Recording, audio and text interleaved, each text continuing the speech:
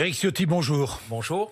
Vous êtes député des Alpes-Maritimes, vous êtes président de la commission d'investiture des Républicains, Éric Ciotti.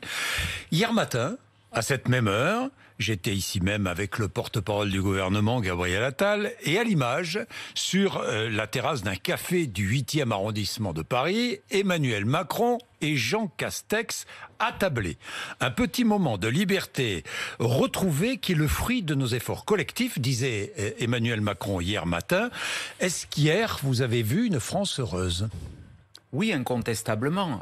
Ça fait plusieurs mois, d'un an qu'il y a des contraintes.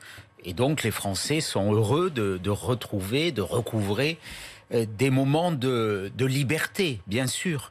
Mais il n'empêche que ces moments, d'autres les vivent depuis plusieurs mois. C'est le cas des Britanniques, des Italiens. Dans mon département frontalier, l'Italie a réouvert ses terrasses il y a plusieurs semaines. Donc, bien sûr, on est heureux.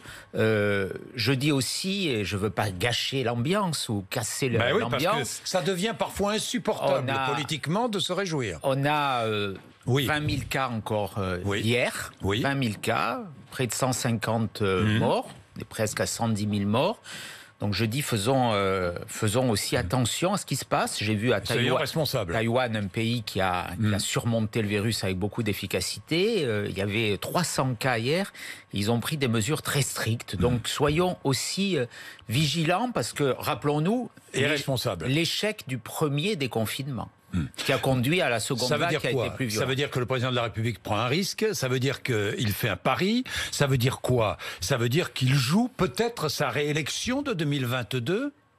On voyait bien hier le scénario tel qu'il était monté. On est en campagne électorale, le président de la République est en campagne électorale. Moi, je lui ai reproché, je l'ai fait très directement, les choix qu'il n'a pas fait en janvier. Je trouve qu'il n'a pas fait le bon choix par rapport à d'autres pays, des mesures de protection qu'il a été contraint, puisqu'il a fait ce pari. J'aime pas ce mot d'ailleurs, parce qu'on ne parie pas sur la vie des gens. Il l'a fait à la fin mars. S'il avait fait fin janvier, on aurait gagné du temps et on aurait gagné des vies. Bien, mais Éric Ciotti, calendrier de levée des restrictions qui est en place maintenant. Nous verrons si le calendrier est respecté et si l'épidémie régresse et continue à régresser. Une campagne de vaccination qui s'est nettement accélérée avec des objectifs annoncés et atteints. Est-ce que Emmanuel Macron est en train de gagner l'élection présidentielle de 2022 ou, dans tous les cas, de marquer des points décisifs ? Je ne crois pas. Tout le monde ne jouera pas sur le résultat d'élection. Ce qui jouera, c'est le regard des Français sur la crise sanitaire. C'est pas les derniers moments qui vont effacer les premiers. Les Français, vous savez, ils ont de la mémoire. Ils se rappellent ce qui s'est passé, le manque d'anticipation au début de la crise, les épisodes des masques, les épisodes des tests, le retard sur la vaccination. On rattrape. Aujourd'hui, on vaccine, mais on est à 30% de Français qui ont reçu une première dose.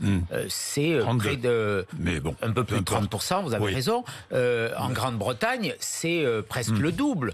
Aux États-Unis aussi. Donc on a ce retard. Ce retard, il est de 2 à 3 mois. Et en matière sanitaire, c'est essentiel et c'est beaucoup. Bon, est-ce qu'il y aura un candidat, les Républicains d'ailleurs?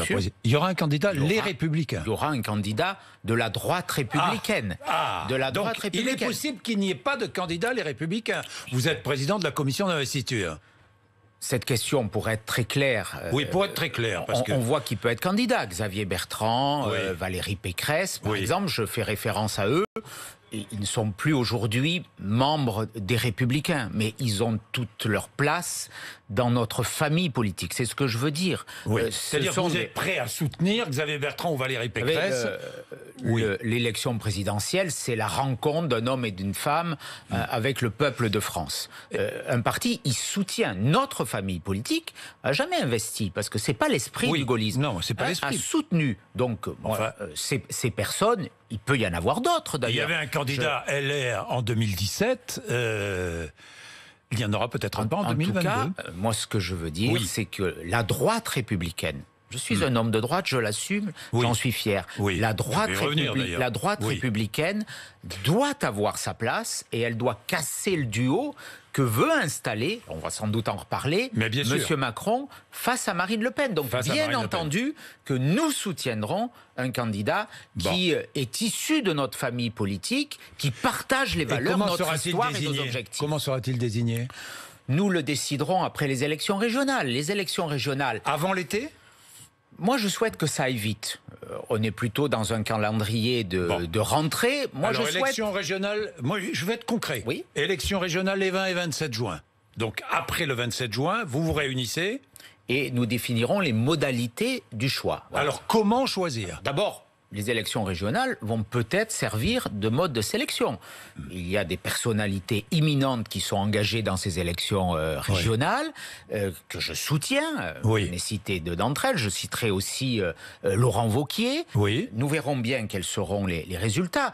Le pouvoir met beaucoup d'énergie à faire battre ses candidats. Très bien, mais 5 ministres contre Xavier Bertrand, 5 ministres contre Valérie Pécresse, une mobilisation contre Laurent Wauquiez. Ça veut dire que ça inquiète quelque part à l'Élysée. Alors qu'on est en crise sanitaire, sécuritaire, on a l'impression que l'Élysée fait de la politique comme vous faites de la politique, comme les politiciens font de la politique. Oui, mais le pouvoir et le président de la République consacrent beaucoup de temps et d'énergie dans une période qui inviterait à une autre mobilisation pour des questions vraiment purement politiciennes. Et c'est quelque part très cynique. Bon, alors comment allez-vous désigner votre candidat?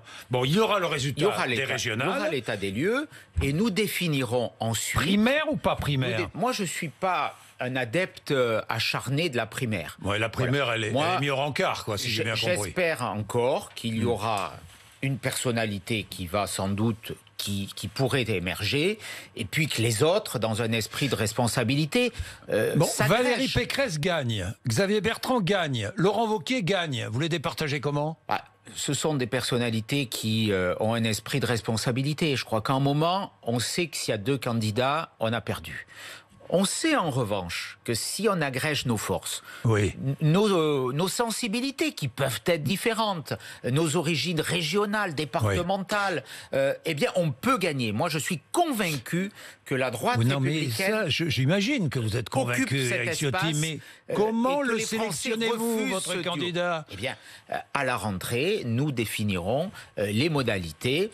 Mais vous êtes encore à définir les modalités, dépêchez-vous, parce que la présidentielle arrive. Christian Jacob y travaille, mais après je ne vais pas faire langue de bois. Non, mais d'accord. C'est notre difficulté. S'il y a les difficultés actuelles, c'est parce que naturellement, aujourd'hui, alors que nous sommes une famille politique qui a besoin d'une incarnation, d'un chef, ça a été Jacques Chirac, ça a été Nicolas Sarkozy, ça a été bien sûr le général de Gaulle. Aujourd'hui, depuis 2012, depuis la défaite de 2012, on n'a pas retrouvé ce chef. Mais nos idées... Notre implantation territoriale sont là. Donc il faut un moment agréger ces 3 éléments. Moi, j'ai confiance. Je ne dis pas que j'ai pas d'inquiétude. Mais j'ai compris. J'ai confiance. Alors, parlons des régionales rapidement, parce qu'on en a beaucoup parlé. Est-ce que vous regrettez le soutien de LR à Renaud Muselier en région PACA? Franchement, soyons honnêtes. J'ai un peu honte de ce spectacle. On voit ce qui se passe dans le pays. On va sans doute parler de la sécurité, de la détresse des policiers. La crise sanitaire, on y est encore. On a offert, je dis collectivement, un spectacle qui n'est pas digne. Et ce vous aussi. Ce spectacle, moi, j'ai gardé un cap, une ligne. Qui est toujours celui que m'ont confié mes électeurs. Vous savez, moi, j'ai des comptes vous avez toujours là ce matin. J'ai des comptes à rendre qu'à mes électeurs. Vous avez toujours la même ligne absolument. Ce matin. Donc vous ne voterez pas pour Renaud Muselier. Je ne voterai pas pour Renaud Muselier. Je le dis très clairement au premier tour. Voilà, je m'abstiens. C'est-à-dire que vous pourriez voter Renaud Muselier au second tour? Nous verrons la configuration du second tour, mais aujourd'hui, je n'ai pas confiance, parce que notre confiance, et je l'ai dit, elle a été trahie à plusieurs reprises dans une tambouille électorale concoctée dans les cuisines élyséennes, avec la mobilisation du Premier ministre dans le journal du dimanche. C'était de la politique politicienne parisienne, alors qu'on nous dit que l'enjeu est local. Je ne me retrouve pas dans ça. Moi, j'ai une légitimité que je tiens des électeurs. Quand j'ai été élu député, j'ai dit je ne voterai pas la confiance à la majorité volonté macronienne si elle remporte les élections législatives. Quand j'ai été élu à la tête de la Fédération des Républicains des Alpes-Maritimes, je l'ai fait sur une ligne claire et droite. Je le redis, je suis un homme de droite, je l'ai toujours été. Pour moi, je n'ai pas à m'en excuser. Je combats ce pouvoir qui, pour moi, abîme la France. Et on en a parlé. La mauvaise gestion de la crise. Non, mais la sécurité. Ne nous égarons pas. Non, mais je ne m'égare pas. Mais on ne peut pas. Je comprends très bien que vous critiquiez le pouvoir, c'est normal. Mais il faut être cohérent. Vous êtes un homme d'opposition et un homme de droite. Mais si je critique le pouvoir ici, je ne vais pas m'allier avec lui à Nice ou à Marseille. Très bien. Donc mais moi, comprenez que c'est une forme de cohérence. Mais je respecte d'autres cohérences, mais en tout cas, c'est une forme de cohérence, Éric Ciotti. Et droite. Mais alors, la cohérence, puisqu'on parle de cohérence, est-ce que vous préférez la victoire de Renaud Muselier à celle de Thierry Mariani ?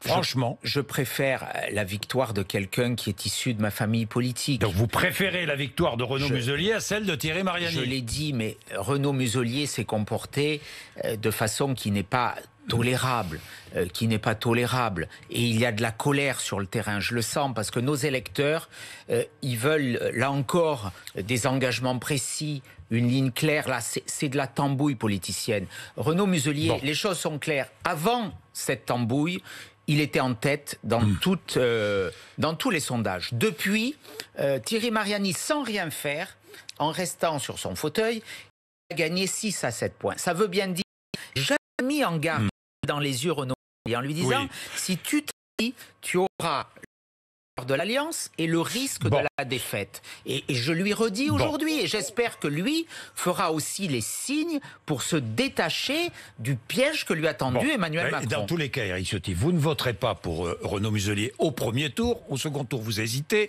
Vous ne savez pas. Vous ne savez pas si vous oui, voterez. parce que je ne sais pas quelle est la configuration. Vous ne savez pas quel est votre candidat préféré, finalement. J'entends qu'il y a des tractations avec la gauche. Moi, je me déterminerai sur la clarté. Le premier tour, il n'est pas clair. Donc vous pourriez voter Mariani au second tour ? Non, je ne voterai... ma position, elle a toujours été claire. C'est la même qu'en 2017.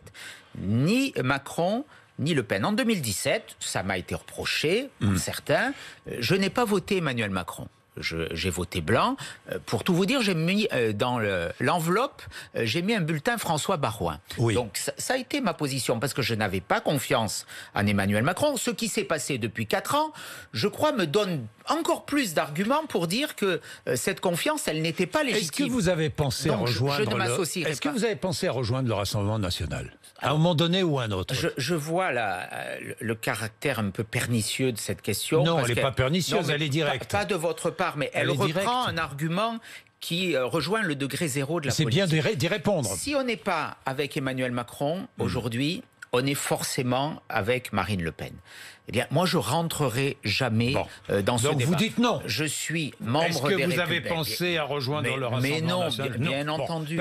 Je suis membre des Républicains, je suis issu d'une famille gaulliste dans tous les sens du terme. Moi, je veux que ma famille... elle gagne les élections présidentielles l'année prochaine. Je veux qu'on ait un candidat. Je veux que les idées droites, je veux que la crédibilité d'hommes et de femmes compétents puissent relever le pays qui est dans une situation épouvantable. La France, aujourd'hui, elle est dans une pente dangereuse. Même si la croissance prévue pour 2021 est la deuxième d'Europe. Mais bon, nous verrons bien, Éric Ciotti. Nous verrons bien. Elle est peut-être la deuxième d'Europe, mais c'est celle qui a chuté le plus en 2020, vous le savez, puisque nous avons une baisse de la croissance en 2020 qui est 2 fois supérieure à l'Allemagne. Donc si on perd 10 points en 2020 et qu'on en regagne 5 en 2021, nous verrons. On sera toujours plus faible qu'avant. Vous ferez le bilan mieux que moi. Éric Ciotti, entre le Rassemblement national et vous, quelle différence ? Des différences. Lesquelles ? Les différences, il y a une histoire d'abord qui est différente. L'histoire du Front National. Même si Marine Le Pen se revendique de Charles de Gaulle régulièrement. L'histoire, je dis du Front National. L'histoire du Front National n'est pas la même que les partis dont je suis héritier. Enfin, en tout cas, du Parti gaulliste, du RPR, de l'UMP, des Républicains. Aujourd'hui, je conçois d'ailleurs, et il ne faut pas faire un procès d'intention aussi, que le Rassemblement national ait pu évoluer. Mais je dis, il y a une histoire. Je ne fais pas de procès d'intention. Il y a une histoire différente. Moi, quand j'entends Et là aussi, je veux être clair, quand j'entends certaines personnalités dire Marine Le Pen, c'est le diable, ça veut dire qu'il y a 10 millions de satanistes en France. Je trouve que c'est ridicule. Marine Le Pen, elle a été candidate à l'élection présidentielle, elle a obtenu 10 millions de voix. Très bien, mais vous ne me répondez pas. C'est un parti. Quelle est la différence ? Quelles sont vos différences avec Marine Le Pen ? Vous m'avez interrompu, mais je vous interromps il y a des différences économiques très importantes. La réponse. La retraite à 60 ans, ce serait une catastrophe pour notre pays au plan économique. La sortie de l'euro, c'est moins clair aujourd'hui. Non, mais elle ne prône plus la sortie de l'euro. Certains encore. Mais ce serait une catastrophe terrifiante pour notre pays. J'avais évoqué, ça a été caricaturé, mais c'est le raccourci du débat médiatique. J'avais évoqué aussi la question de la capacité à gouverner. C'est-à-dire, vous pensez que Marine Le Pen n'est pas capable de gouverner ? En tout cas, je pense que dans notre famille politique, chez les Républicains, nous avons une capacité à gouverner qui est très des hommes et des femmes qui sont bien plus efficaces. En tout cas, une équipe qui... qu'au Rassemblement national. Oui, je le crois. Et c'est une forme de mépris. La capacité à gouverner, c'est quand même important. Mobiliser des compétences, diriger le pays. D'ailleurs, on voit bien que souvent, dans les enquêtes d'opinion, d'ailleurs, il y en a une qui est sortie, bien sur la capacité à gouverner, les Républicains sont devant le Rassemblement national. Ça veut bien dire que ça correspond à une réalité aujourd'hui. Mais après, moi, je ne fais pas de faux procès d'intention. Vous savez, ce combat uniquement d'oukase, d'ostracisme, si le Rassemblement national est à ce niveau, c'est parce que la France va mal.